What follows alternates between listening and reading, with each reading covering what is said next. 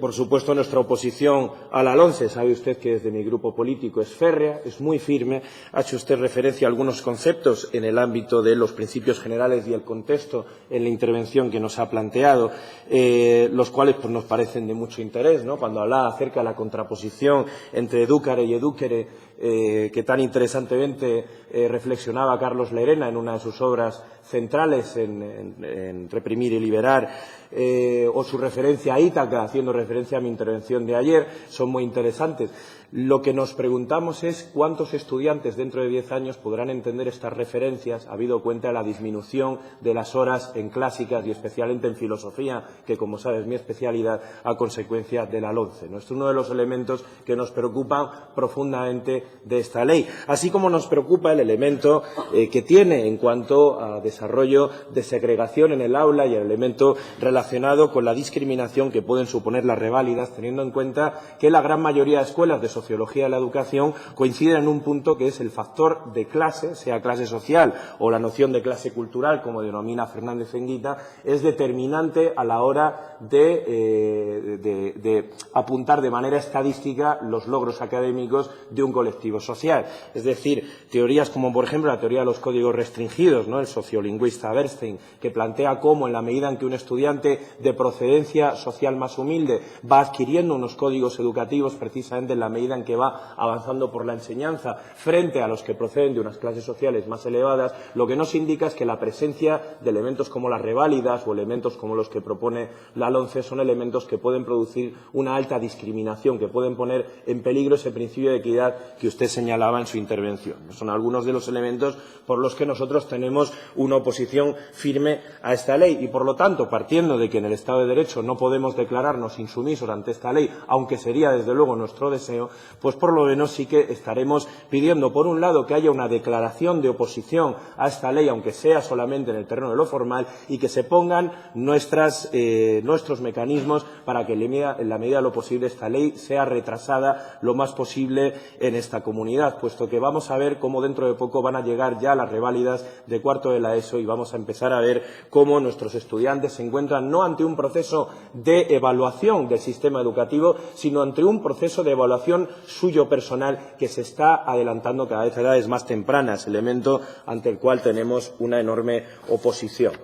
Entrando en cuestiones concretas, en esta consejería hay un elemento que nos parece fundamental y es que tenemos que demandar un incremento del presupuesto. Es uno de los elementos centrales. Necesitamos más presupuesto educativo para poder hacer frente a esta demanda de libros de texto que, como se señalaba anteriormente, son un problema para las familias trabajadoras, para afrontar la cuestión de las tasas universitarias, como esta comunidad se ha convertido en una de las comunidades que más las ha subido en la pasada legislatura, y para la recuperación de profesores en la enseñanza pública. Usted conoce muy bien, igual que yo, la situación que se está viviendo en el ámbito infantil, de primaria, de secundaria o en la misma universidad. Las oposiciones de secundaria del año pasado, que fueron, a mi juicio, un mero brindis electoral, porque al final crean 441 plazas cuando solo el año pasado hubo 800 jubilaciones de docentes y creándose ya un ejército de 5.300 interinos en el ámbito de la secundaria. Espacios como la disminución de la ratio de alumnado por clase, que creemos que es necesaria, que es urgente acometer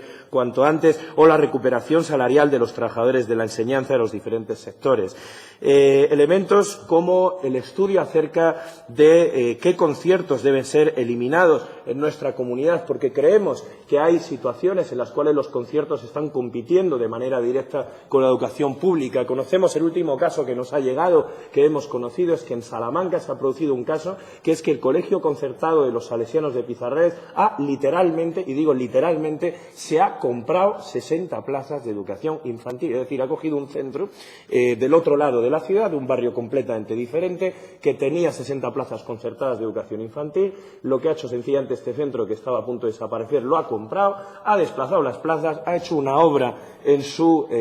colegio, en su centro concertado en Pizarrales, para aplicar las 60 plazas allí y las ha publicitado. Y en este momento desconozco si están a punto ya de ponerlas en marcha. Es decir, un hecho que a nosotros nos parece profundamente peligroso en un barrio como es este barrio de Pizarrales, donde ya hay 2 colegios públicos y otro colegio concertado que llevan desarrollando este tipo de servicios desde hace tiempo, ¿no? Elementos críticos que a usted no le sorprenderán viniendo de mi fuerza política, como la asignatura de religión. Nosotros no estamos en contra de la religión, aunque a veces se nos quiere caricaturizar de esa manera. Por supuesto que no, estamos a favor de la libertad absoluta en el ámbito religioso, pero sí creemos que la asignatura de religión, como hoy está planteada en el Estado español, no responde a las necesidades curriculares que requeriría una asignatura de este tipo, porque al final no la dan profesionales formados por la universidad pública en el ámbito religioso, como podría ser la Cátedra de Religiones de la Carlos III, como se hace en las facultades de Teología de Dinamarca, por poner un ejemplo, sino que al final son personas que tienen un papel que le cede el obispado de cada uno de sus ciudades para que puedan habilitarse a dar este tipo de asignaturas. Y, por lo tanto, hablamos de que hoy por hoy la asignatura de religión, como está planteada en España, es una asignatura que supone un control ideológico de la Iglesia católica en lugar de una verdadera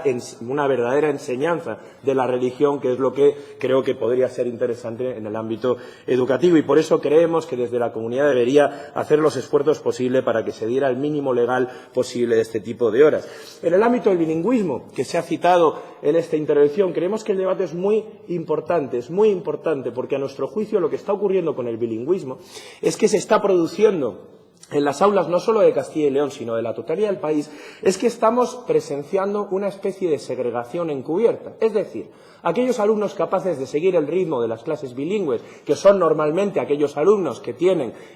capacidad económica para tener clases particulares o para desarrollar viajes al extranjero, para desarrollar este tipo de estudios, son los que van decantándose y, desde luego, suelen ser alumnos con una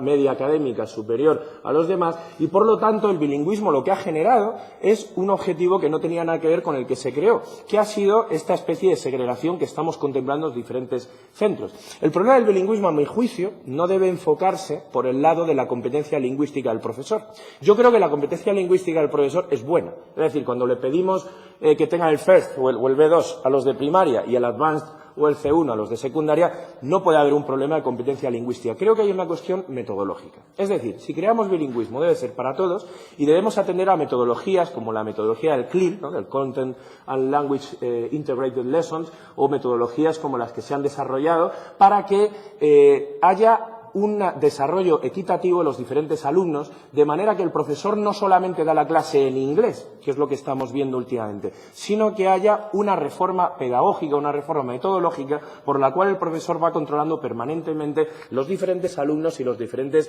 niveles, tanto en contenido como lingüísticos, que se producen. Por eso nos parece muy importante acometer este debate, y el debate ir por la formación pedagógica y metodológica, no solamente por la formación lingüística, que nos parece que en el caso del profesorado es suficiente, no es por otro lado. Por supuesto, insistir en la cuestión del medio rural, en la cuestión de la educación infantil, especialmente en el ciclo de 0 a 3 años, en la que estamos viendo cómo los ciudadanos nos manifiestan con cada vez mayor preocupación que no se le está dando un trato con carácter educativo, que no hay plazas en la educación infantil de 0 a 3 años, con lo cual tienen que pagárselas, aumentar las plazas en formación profesional para lograr esta dignificación que tanto llevamos pidiendo en este ámbito, la reducción de las tasas universitarias, la posición nítida que demandaremos en contra del endeudamiento de las familias a consecuencia de los créditos otorgados por entidades bancarias a estudiantes para que puedan seguir pagando, especialmente a partir del proceso de Bolonia, cuando empezó a desarrollarse esta práctica con mayor fruición en nuestro país. Acabar con la precariedad en el entorno de los jóvenes profesores, en el ámbito de los interinos, que, como usted conoce,